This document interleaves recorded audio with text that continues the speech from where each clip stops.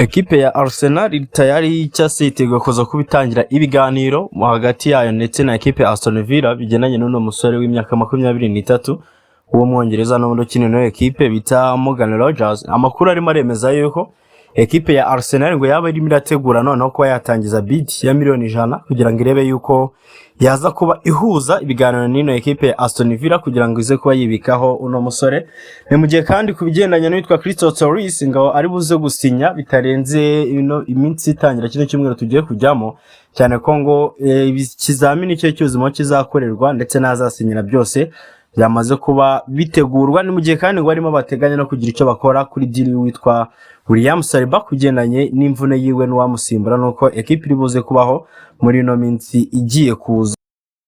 Kambana nshimire abantu mwese mwamaze gukanda subscribe no kuri Game Sport Hub n'abatarayikanda, ariko mbabwire ngo iki nicyo gihe kiza cyo kugira ngo mukande subscribe ubundi tujye tubana mu biganiro byacu bya buri munsi. Wike gukanda like kuri no video, ujye muri comment section d'igitekerezo cyawe ubundi tujye tugunya tubane. Tudatinze rero katwe twinjira muri ano makuru yose harimo agenda avuga muri ekipe ya Arsenal. Mbere na mbere katonze dore kuri no nkuru ya Give Me Sport irimo iratubwira kubigendanye n'uwitwa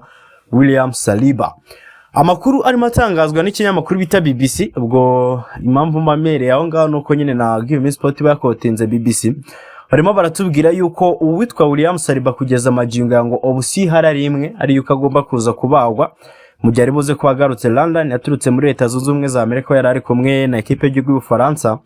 Ibyo bisobanuye rero ko naza ramuka abazwe ari buze kumara ya mikino yose twose tugarukaho kare ishobora kugera mu mikino 27 abandi bakemeza yuko ubwo uno mwaka wose waza kurangira atari yongera gukina, no kuvuga Anne Blanche cyase kugeza igihe nyine 2026 izabirangiriye byibura ko yazasubira mu kibuga 2027 mu ntangiro z'igice cya kabiri cya sezo.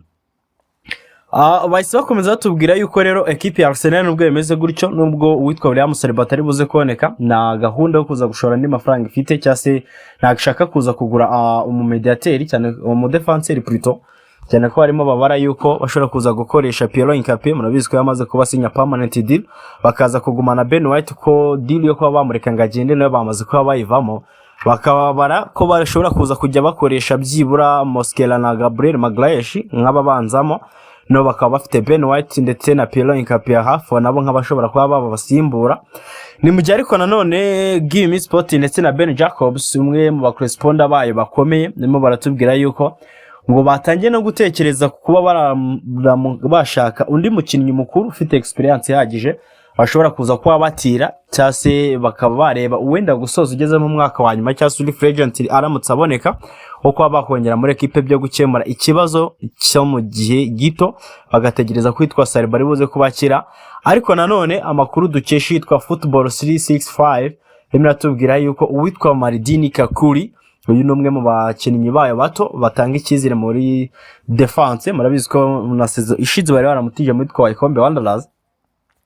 naye ko ari umwe mu bantu baratekerezwaho ko ashobora kuba yahita azamurwa muri ekipe ya mbere akajya kwafatikanya n'abandi, ariko n'ubundi hagakina abasanzwe bamenyereye.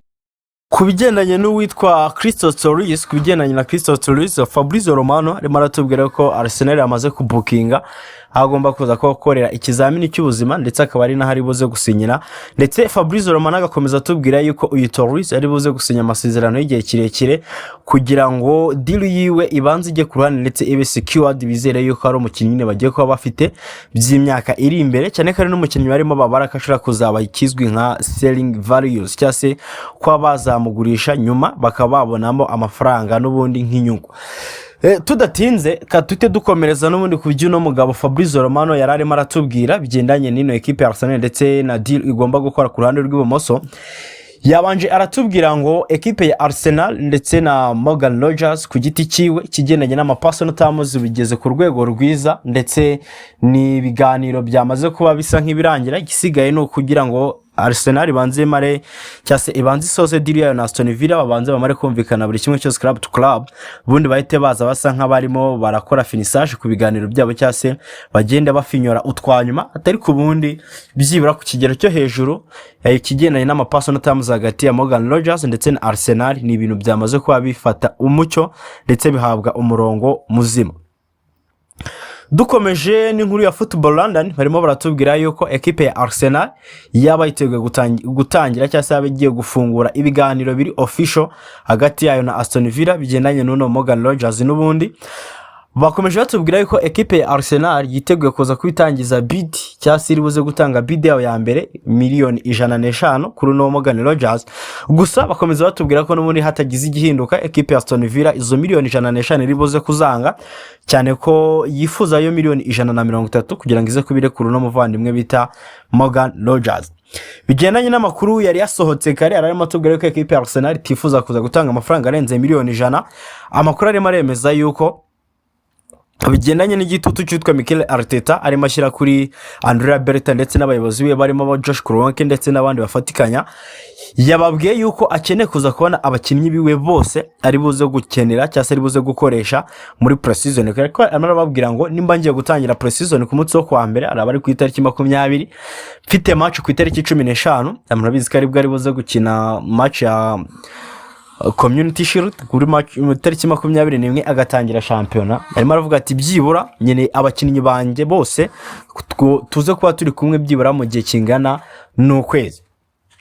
Uwitwa Morgan Rogers hashize iminsi nabwe ku giti kiwe arimo agenda yinsistinga, arimo agenda pushinga agira ngo arebe ko ayaza kwasohoka muri no equipe ya Aston Villa, cyane ko mu minsi ishize uyu Rogers nabwo yabishyizeho umucyo atangariza abantu nayo ko yifuza kujya muri Arsenal. Icyo gihe arimo abwira abantu ko ari open ndetse ko deal yonyine arimo accountinga ariko yakwerekeza muri no equipe ya Arsenal mu gihe cyose yaza kwavuye muri Aston Villa. Equipe ya Arsenal iracyarimo iratwarira rimwe cyangwa se iracyarimo irabara deal y'uwitwa Morgan Rogers nka top target, ndetse bakongera bagatekereza nanone ku witwa Badre Barikora kugira ngo baze kureba yuko byibura batari buze kuguma kwizirika kuri deal imwe ngo niramuka idakunze nyine biza kuba bana ibibazo cyane, ahubwo batangiye kuzitwarira rimwe n'ubundi nkuko bari basanzwe babikora. Ariko n'ubundi kugeza maginga ya ikizere ni cyose hagati ya Arsenal ndetse n'abayobozi bayo cyo kuza kuba babona uyu Morgan Rogers, cyane ko nayo ku giti kiwe arimo arashyiramo imbaraga zose zishoboka, arimo arakora ibishoboka ku giti cye nyine yakora nk'umukinnyi kugira ngo arebe yuko nawe ari buze kubasohoka muri equipe ya Aston Villa akerekeza muri no equipe ya Arsenal. Ikindi waba umenye kuri no equipe ya Arsenal nuko kugeza maginga ya amakuru ahari nuko uyu Morgan Rogers naramuka yinjije cyangwa se naramuka asinya muri Arsenal baraza kuba basigaje gushaka umukinnyi umwe ugomba kuza kuba ari umumediateri, cyane ko abarakoze nyine izari zo target zabo ebyiri ubundi undi waboneka kereka ngo deal yitwa Julian Alvarez niramuka yoroshye cyangwa se igiye kuba yashoboka. No gutegereza tukareba nimba koko Arsenal iri butangira ibiganiro vuba, nimba iri butangize bid ya miliyoni 105 koko nkuko football irimo bitubwira, cyangwa se tukamenya ngo nimba bagiye gutangiza bid yose iraza kuba ari iyangahe. Ibyo nibyo waba umenye kuri no deal ya Arsenal ndetse n'uwitwa Morgan Rogers. Ikindi kandi kubigendanye n'imvune ya William Saliba no gutegereza tukareba ngo azabagwa ryari namara kubagwa, abaganga bazaduha yuko ari ugutegereza igihe kingana iki kugira ngo twongere kumubona mu kibuga. Mbashimire cyane mwebwe mwese twabanye, mwese gukanda subscribe kuri no YouTube channel, ukakanda like kuri no video, wisharing inshuti zawe tujye dukomeza tubane mu biganiro byacu bya buri munsi. Ciao ciao, dusubire mu kanya.